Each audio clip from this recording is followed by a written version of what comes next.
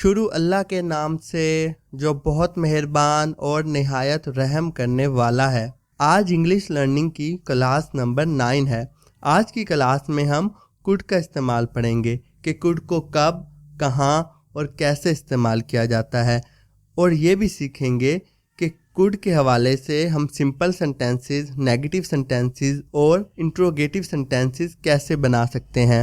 तो टाइम ज़ाया किए बगैर आज की क्लास का आगाज करते हैं। कुड का इस्तेमाल हम 5 जगहों पे करते हैं, जिसमें सबसे पहले पास्ट एबिलिटी है, फिर है पोलाइट रिक्वेस्ट, देन परमिशन, फिर पॉसिबिलिटी एंड लास्ट में इमेजिनरी सेंटेंसेस में कुड का इस्तेमाल किया जाता है। आज की क्लास में हम पास्ट एबिलिटी के लिए कुड का इस्तेमाल किस तरह किया जाता है वो सीखेंगे। तो सबसे पहले हम देखते हैं कि पास्ट एबिलिटी क्या है। ठीक है, किसी की सलाहियत को, काबिलियत को जब हम माजी में बयान करते हैं, पास्ट में बयान करते हैं, तो वो पास्ट एबिलिटी कहलाती है। एबिलिटी का मतलब किसी में मौजूद काबिलियत या सलाहियत होता है।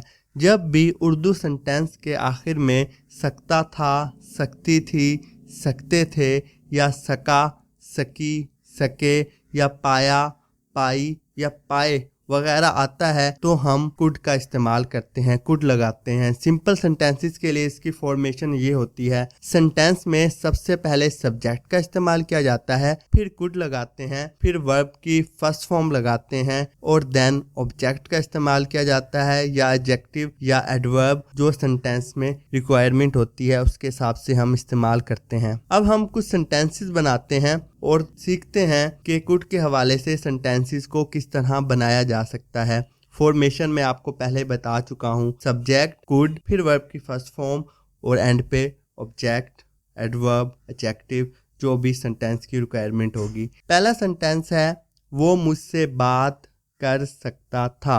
जब हम इसे इंग्लिश में लिखेंगे तो लिखेंगे he could talk to me. इस सेंटेंस में सब्जेक्ट वो है, बात करने वाला, काम वो कर रहा है, तो वो अकेला है तो उसके लिए हम ही लगाएंगे। ही के बाद कुड का इस्तेमाल करेंगे, सब्जेक्ट के बाद कुड आएगा, फिर वर्ब की फर्स्ट फॉर्म बात करना, वर्ब है तो इसकी फर्स्ट फॉर्म टॉक लगेगी, एंड पे ऑब्जेक्ट लगेगा to me, he could talk to me. Asim मेरी गाड़ी चला सकता था।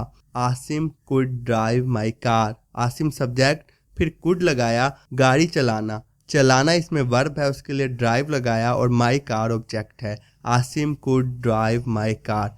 नेक्स्ट सेंटेंस है हमारी टीम क्रिकेट मैच जीत सकती थी। हमारी टीम क्रिकेट मैच जीत सकी या हमारी टीम क्रिकेट मैच जीत पाई। तो इसका जो सेंटेंस है वो इसी तरह बनेगा, over team could win cricket match. यहाँ पे सब्जेक्ट ओवर टीम है, उसके बाद हमने कुड लगाया, फिर जीतना इसमें वर्ब है तो विन लगाया और एंड पे ऑब्जेक्ट क्रिकेट मैच। ठीक है, सेंटेंस बना over team could win cricket match. हम पार्क जा पाए। ठीक है, हम पार्क जा पाए, हम पार्क जा सकते थे या हम पार्क जा सके, मतलब इनका एक ही होगा। इनकी हम ट्रांसलेशन एक ही तरीके से करेंगे। सबसे पहले सब्जेक्ट, इस सेंटेंस में सब्जेक्ट हम है तो वी लगाया, वी के बाद कुड, फिर जाना वर्ब है गो और पार्क ऑब्जेक्ट है to park, we could go to park. Next है वो किताब पढ़ सकता था। अब यहाँ पे सब्जेक्ट वो है, वो अकेला लड़का है तो हम ही लगाएंगे, उसके बाद यहाँ पे कुड लगाया, पढ़ना वर्ब है तो रीड लगाया और बुक ऑब्जेक्ट है तो यहाँ पे हमने बुक लगा दिया, he could read book. Next हम इसके हवाले से कुछ नेगेटिव सेंटेंसेस बनाते हैं और देखते हैं कि हम कुड के साथ नेगेटिव सेंटेंस कैसे बना सकते हैं। सबसे पहले सब्जेक्ट, फिर कुड के साथ हम नोट लगा देंगे नहीं के लिए, फिर वर्ब की फर्स्ट फॉर्म आएगी और एंड पे ऑब्जेक्ट, एडवर्ब या एडजेक्टिव जो भी रिक्वायरमेंट होगी सेंटेंस उसका इस्तेमाल करेंगे। बारिश की वजह से हम कॉलेज नहीं जा सके। अब यहाँ पर जो सब्जेक्ट है वो हम है तो हमने वी लगाया, नहीं जा सके के लिए कुड नॉट, उसके बाद वर्ब का इस्तेमाल किया गया गो, वर्ब की first form, then object go to college, then बारिश की वजह से के लिए बिकॉज बारिश rain, because of rain. Sentence बना हमारे पास we could not go to college because of rain. Next sentence है वो अपने दोस्त से नहीं मिल पाया। इस सेंटेंस में सब्जेक्ट वो है, मिलना इसमें वर्ब है और दोस्त इसमें ऑब्जेक्ट है। तो हमारे पास सेंटेंस बनेगा he could not meet his friend. He subject लगाया, फिर कुड नॉट, फिर वर्ब मीट, वर्ब की फर्स्ट फॉर्म, देन अपने दोस्त से his friend. He could not meet his friend. Next जुमला है वो खाना नहीं बना पाई। She could not cook meal. सबसे पहले सब्जेक्ट शी, फिर कुड नॉट, फिर खाना बनाना कुक, और खाने की इंग्लिश एंड पे मील जो ऑब्जेक्ट है। शी कुड नॉट कुक मील।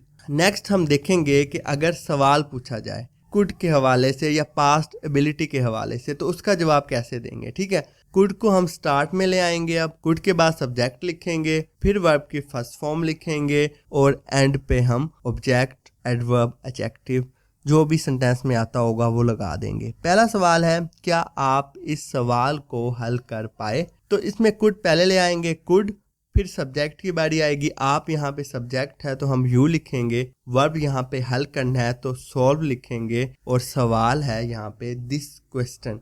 ठीक है, सवाल के लिए हम दिस क्वेश्चन, क्वेश्चन सवाल को कहते हैं। Could you solve this question. Next सवाल है क्या वो अंग्रेजी बोल सकता था। ठीक है, अब यहाँ पे हमने कुड स्टार्ट में लिख दिया, फिर हमने सब्जेक्ट लगा दिया जो है ही। ठीक है, क्योंकि वो लड़का है। ही के बाद हमने वर्ब लगाया, वर्ब की फर्स्ट फॉर्म स्पीक लगाई, उसके बाद हमने ऑब्जेक्ट लगा दिया English. Could he speak English. क्या वो नई गाड़ी खरीद सका, या इस तरह भी हो सकता है ना, क्या वो नई गाड़ी खरीद सकता था, क्या वो नई गाड़ी खरीद पाया। ठीक है, इनकी हम ट्रांसलेशन एक ही तरह से करेंगे। सबसे पहले कुड लगा देंगे, फिर सब्जेक्ट वो है तो सब्जेक्ट यहाँ भी ही आएगा, ही के बाद वर्ब बाय, ठीक है, उसके बाद object new car. Could he buy new car. तो दोस्तों ये थी आज की क्लास। उम्मीद करता हूँ कुड के हवाले से आपका कॉन्सेप्ट आज की क्लास में बिल्कुल क्लियर हो गया होगा। कल फिर एक और इंफॉर्मेटिव क्लास के साथ हाजिर होंगे। तब तक के लिए अल्लाह हाफिज, अपना ख्याल रखिएगा।